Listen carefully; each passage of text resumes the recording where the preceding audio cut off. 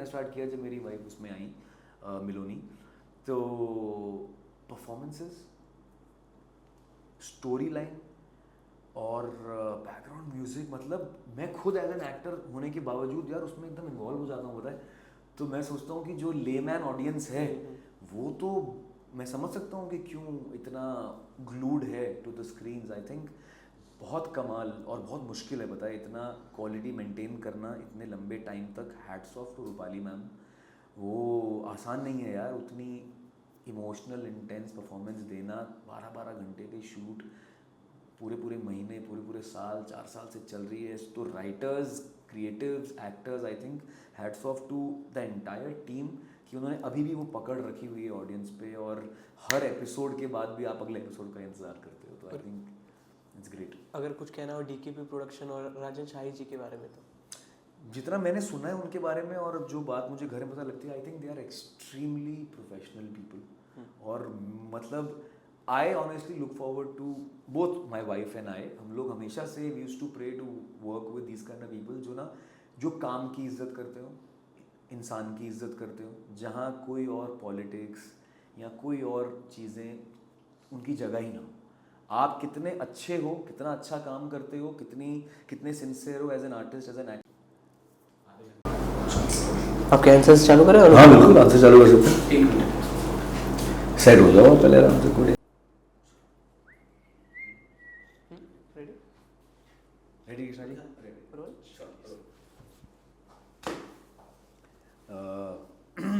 हाँ और हाँ। तो आपका सवाल था कि मैं डीकेपी के साथ काम करना चाहूँगा या नहीं, तो मैंने कहा ऑफकोर्स हाँ बिल्कुल करना चाहूँगा यार, कोई ऐसे दोहराए वाली बात ही नहीं है कि आई थिंक अच्छे हेल्दी प्रोफेशनल एनवायरनमेंट में हर एक्टर काम करना चाहता है। और हाँ, एक इम्पॉर्टेंट बात मैं ये कह रहा था कि मुझे एक बात पता है राजन सर के बारे में, जितना मैंने सुना है, कि क्योंकि वो सबको फैमिली की तरह रखते हैं, उनके शोज इतने सक्सेसफुल हैं, तो the stakes are very high. तो इतना मुझे पता है that he likes to work with people जिनके साथ कहीं ना कहीं उनका कोई एक पर्सनल टच हो, या फिर उनका कोई बहुत ही ट्रस्टेड इंसान किसी को रेकमेंड करे, या वो खुद उनके लिए as a person, as a human being वो एक्टर कैसा है वो बहुत मैटर करता है, इतना मुझे पता है। तो और ये अच्छी चीज़ भी है मुझे लगता है कि ताकि पूरी टीम के स्मूथ फंक्शनिंग के लिए सारे लोग सिंक में हों, एक मत हों, एक सिमिलर पेज पर होना बहुत ज़रूरी होता है। इतने लंबे शोज चलते हैं तो फिर कोई भी फ्रिक्शन जो है वो काम के फ्लो को ख़राब करती है। तो I think it's a very good way to work यार। मतलब आप भी मेरी जगह हो गई, मैं मुझे तो हम यही चाहेंगे कि हम ऐसे लोगों के साथ काम करें यार जो मतलब जहाँ पे एफिशिएंसी ज़्यादा से ज़्यादा हो, पीस और पॉजिटिविटी और अच्छे स्पेस में आप काम कर सको। सो आपने टेलीविज़न भी किया, ओटीटी भी किया, so how you define the difference between OTT and television? क्योंकि जिस तरह से टेलीविज़न पे रोज़ के रोज़ स्क्रिप्ट मिलते हैं, रोज़ आपको उस पर काम करने होते हैं, गरम हाँ, और ओटीटी में एक स्क्रिप्ट आपको एक ही साथ मिलते हैं जिस पे आपको 45 डेज 50 डेज जो 100 डेज जो भी काम करना होता है, उस पर 10 सेकेंड का स्किप ऑप्शन होता है, इस पे नहीं होता। सो कैसे देखते हो आप दोनों चीज़ को? यार मुझे सर, मैं इसको देखता हूँ आईपीएल, ओडीआई और टेस्ट क्रिकेट की तरह। मेरे लिए टेलीविज़न इज़ आईपीएल और films are one day international, web series है मेरे लिए टेस्ट। उसका मतलब ये है कि आईपीएल में क्या है, आपको फटाफट आके रन मारने है ना, आपकी स्किल ज़रूरी होनी ही चाहिए और आपको बस धड़ाधड़ आके परफॉर्म करना है। टीवी में भी जो आपने बोला कि गरम गरम सुबह स्क्रिप्ट आती है, रोज़ के रोज़ आपको डायलॉग्स और सीन्स मिलते हैं, तो वहाँ आपकी क्राफ्ट इतनी स्ट्रांग होनी चाहिए कि आप फटाफट वो सीन को समझ के पढ़ के आप एक दिन में 18 से 22 मिनट की फुटेज निकालते हैं टेलीविज़न में।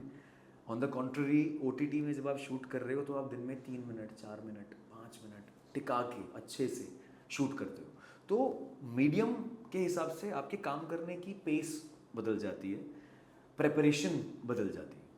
टीवी में मुझे एक बार एक कैरेक्टर को समझना है, उसका स्ट्रक्चर समझ लेना है और फिर वही कैरेक्टर रोज़ अलग अलग सीन्स अलग अलग सिचुएशंस में होगा, तो मुझे ट्रूथफुली उसे पोर्ट्रे करना है। वेब सीरीज़ में ऑन द कॉन्ट्री बिकॉज एक पूरी कहानी आपके पास पहले होती है ना, तो आपके पास एक ग्राफ बनाने का स्कोप होता है। टेलीविज़न में तो मैंने आज जहाँ से स्टार्ट किया, मुझे नहीं पता 100 एपिसोड बाद क्या होगा। बिल्कुल आई हैव नो आइडिया। इसीलिए one day at a time मैं अपने उस किरदार की ऑनेस्टी को निभाता हूँ पूरे अच्छे तरीके से, और फिर वो कहानी जो भी रुक लेती है जिन भी वजहों से, चाहे वो वजहें स्टोरी हो टीआरपी, कभी कभी होता है कि कोई कैरेक्टर, कोई ट्रैक, कोई कहानी ऑडियंस को अच्छी लगती है तो आप उसमें डेवलप करते हैं, तो ये सारी चीज़ें होती हैं। तो वहाँ कैरेक्टर स्पेसिफिक लगता है मुझे टेलीविज़न की, आपने कैरेक्टर कोई बार समझ लो।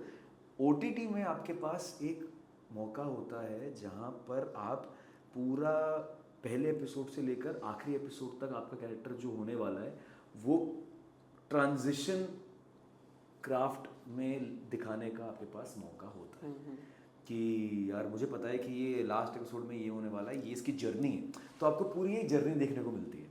टेलीविजन शोज तो यार 10-10 साल भी चल जाते हैं, 5-5 साल चल जाते हैं, तो लोग ही भूल जाते हैं। आप खुद छोड़िए भैया क्या था पहले, वो होते होते होते होते करते करते खुद बच्चे से आप कब खुद माँ बाप बन जाते हो, दादा दादी बन जाते हो, पता ही नहीं चलता। तो वहाँ आई थिंक वो एक अलग दुनिया है टेलीविज़न। तो आई थिंक अगर मैं प्रिसाइजली आपको बताऊँ तो पेस, काम करने का जो पेस होता है टीवी, फिल्म्स और वेब में, वो अलग है।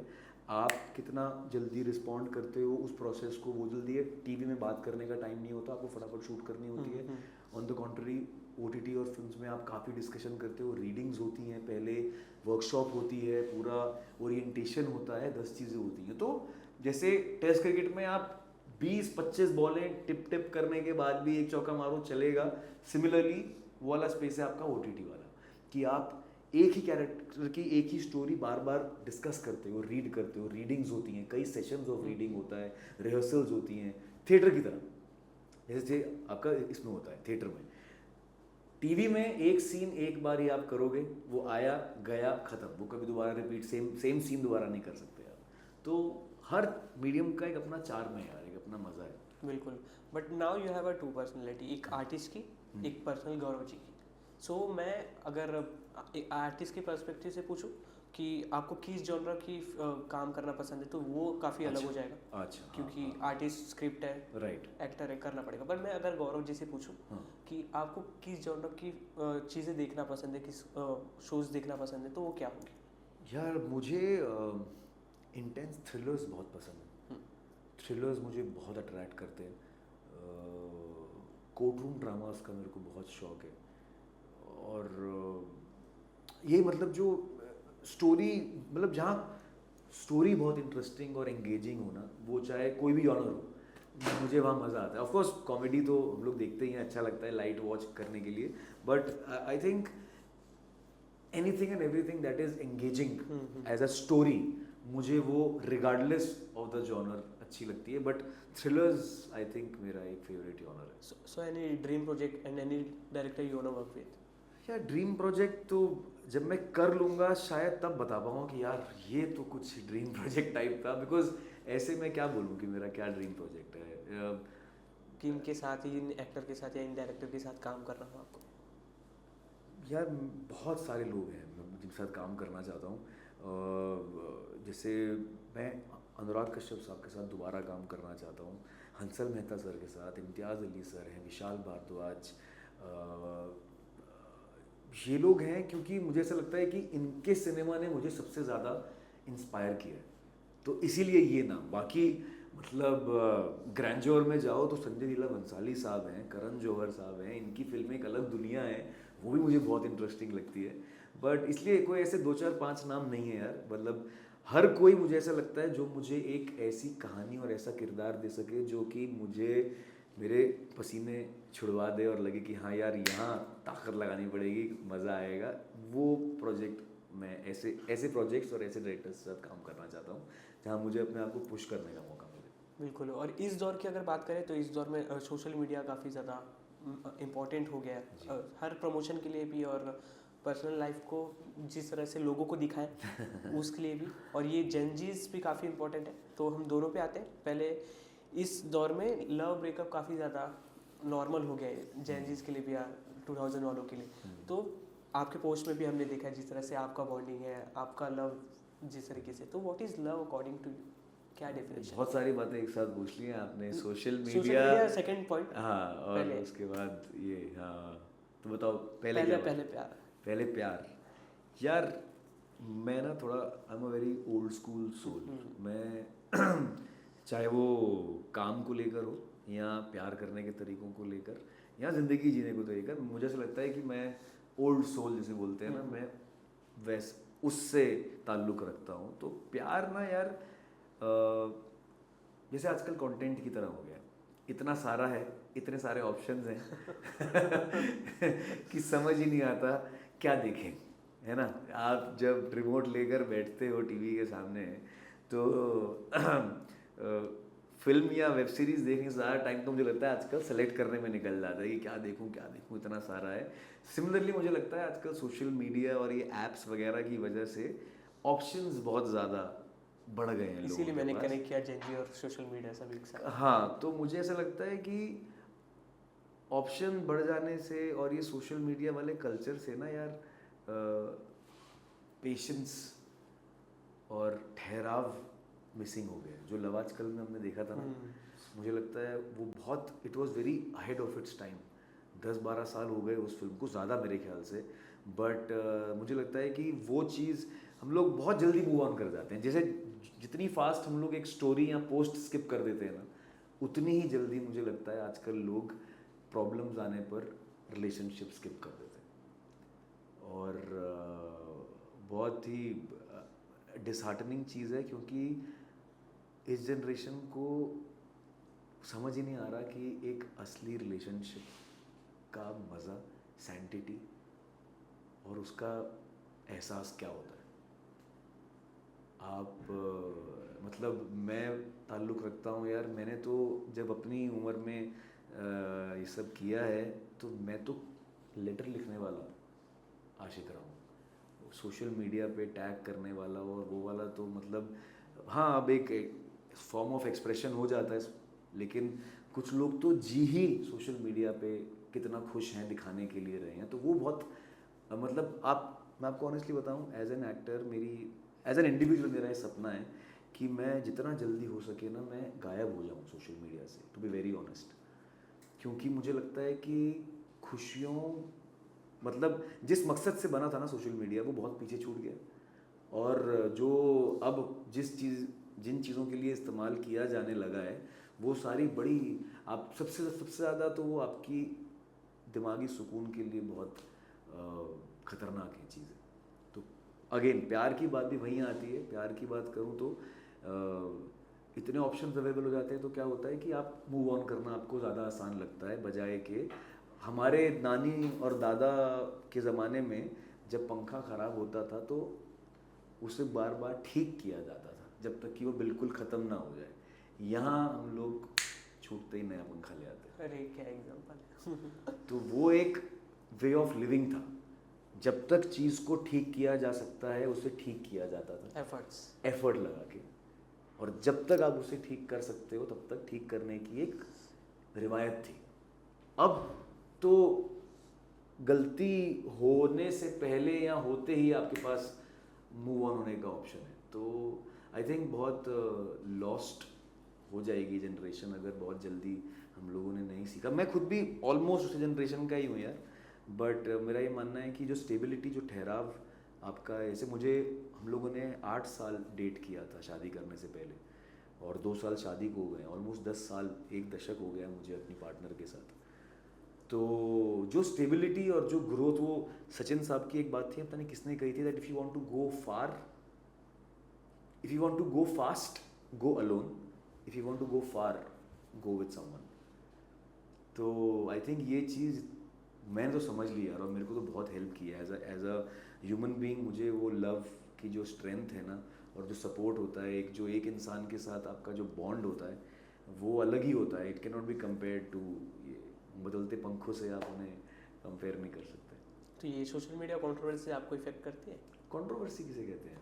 क्या है कंट्रोवर्सी? जैसे कोई भी, अगर लोगों को कोई भी चीज़ बुरी लगे या अच्छी नहीं लगे तो घर बैठे उस पर बुरे कमेंट करना, गुड कमेंट करना, तो इससे जिसके ऊपर करते हैं उनको काफ़ी ज़्यादा इफेक्ट पड़ता है, उनके मतलब एंजाइटी, डिप्रेशन, ये सब चीज़ें। आप कितनी तवज्जो देते हैं किस चीज़ को? आप मतलब सड़क पे चलता हुआ कोई कभी खुद की गलती की वजह से भी आपको गाली दे जाता है, तो आपके ऊपर है कि आप उस गाली से कितना अफेक्ट होते हैं, कितना नहीं। आपको पता है कि आपकी क्या गलती है क्या नहीं है, तो आप उससे मुस्कुराकर भी आगे बढ़ भाई बोल सकते हैं, और आप दिनों दिन तक उससे परेशान भी रह सकते हैं। तो ये तो आपके ऊपर डिपेंड करता है ना कि आप कितना तवज्जो देते हैं इन सब चीज़ों को।